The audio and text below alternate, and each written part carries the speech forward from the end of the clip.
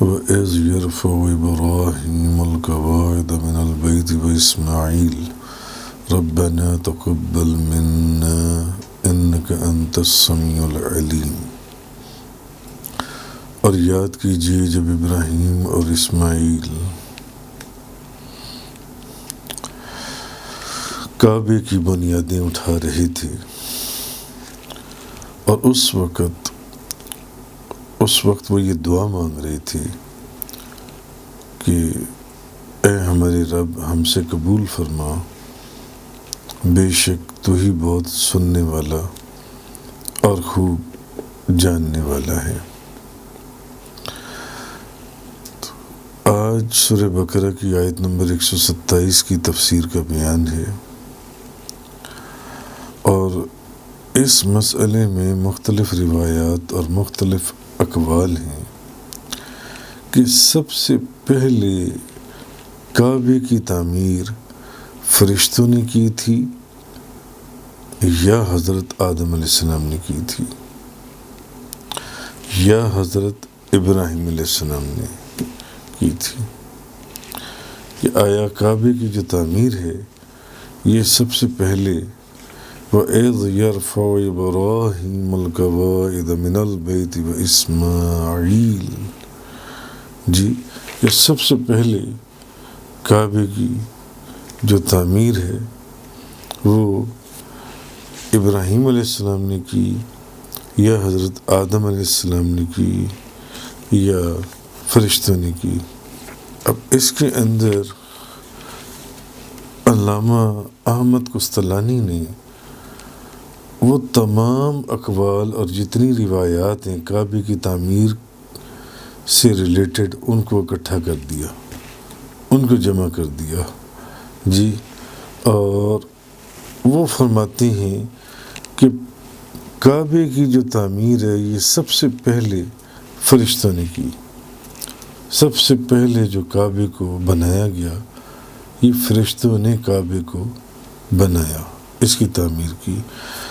دوسری مرتبہ اس کی تعمیر حضرت آدم علیہ السلام نے فرمائی،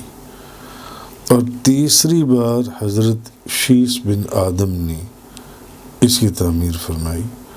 اور چوتھی بار حضرت ابراہیم علیہ السلام نے خانہ کعبہ کو بنایا، اور پانچویں بار اس کی تعمیر قوم عمالقہ نے کی، اور چھٹی بار جرہم نے بنایا، اور ساتویں بار قصہ بن کلاب نے، اور آٹھویں مرتبہ اس کو قریش نے خانہ کعبہ کی تعمیر کی، اور 9ویں مرتبہ حضرت عبداللہ بن زبیر نے رسول کریم کی مرضی کے مطابق حسب منشا کعبے کو بنایا، اور اس میں 2 دروازے رکھے کعبہ شریف کے اندر، ایک داخل ہونے کے لیے اور ایک خارج ہونے کے لیے، اور حتیم کو بھی کعبے میں داخل کر دیا گیا، حتیم کو بھی کعبے میں داخل کیا گیا، اور یہی جو بنیاد تھی یہ وہ بنیاد تھی جو حضرت ابراہیم علیہ السلام کی تھی، جن بنیادوں کے اوپر حضرت ابراہیم علیہ السلام نے خانہ کعبہ کی تعمیر فرمائی تھی۔ تو قریش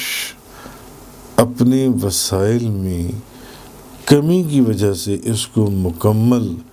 ابراہیم علیہ السلام کی بنیادوں پر نہیں بنا سکے تھے، اور نبی کریم صلی اللہ علیہ وسلم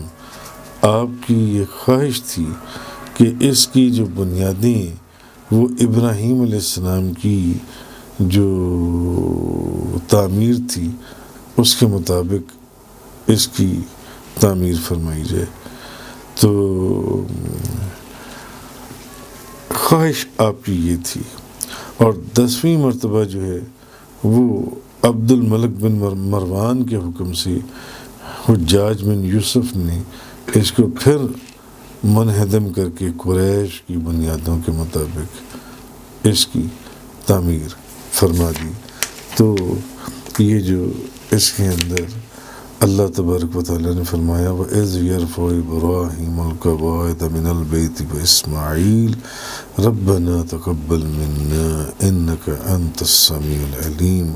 اور یاد کیجئے جب ابراہیم اور اسماعیل علیہ السلام کعبے کی بنیادیں اٹھا رہے تھے،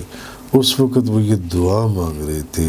ربنا تقبل منا انک انت السمیع العلیم، اے ہمارے رب ہم سے قبول فرما، بے شک تو بہت سننے والا اور خوب جاننے والا ہے۔